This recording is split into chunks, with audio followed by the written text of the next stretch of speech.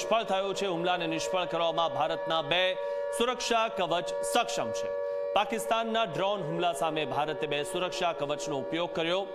L70 gun અને ZE-23mm સિસ્ટમનો ઉપયોગ કરવામાં આવ્યો છે, જે એક જ મિનિટની અંદર 4000થી વધુ રાઉન્ડ ફાયર કરવા માટે સક્ષમ છે।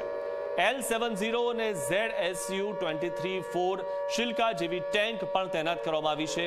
S-400 મિસાઇલ પ્રણાલીએ પણ હુમલાને નિષ્ફળ કર્યો છે। પાકિસ્તાને ઘણો પ્રયાસ કર્યો, તેણે ડ્રોન પણ મોકલ્યા, તેણે મિસાઇલ પણ છોડી, પરંતુ આપણી પાસે એટલા બધા અત્યાધુનિક હથિયારો છે કે પાકિસ્તાન હજુ પણ જૂના હથિયારોથી જ હુમલો કરે છે। સૌથી મહત્વની વાત એ છે કે પાકિસ્તાને જે પણ હુમલા કર્યા તે તમામને નિષ્ફળ બનાવી દેવામાં આવ્યા છે અને પાકિસ્તાન ઊંધા મોઢે પછડાઈ રહ્યું છે, કારણ કે તેમને ખબર જ નથી આ જે ભારત છે તે હવે અત્યાધુનિક હથિયારોથી સજ્જ છે।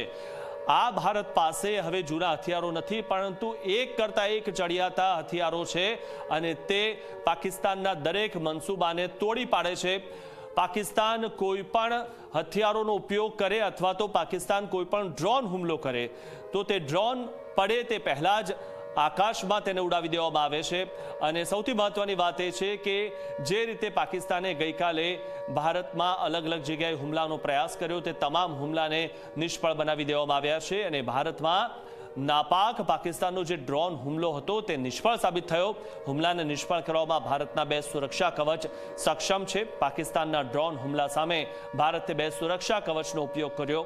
L70 ગન અને ZE-23mm સિસ્ટમનો ઉપયોગ કરાયો છે, જે 1 મિનિટની અંદર 4000થી વધુ રાઉન્ડ ફાયર કરવા માટે સક્ષમ છે।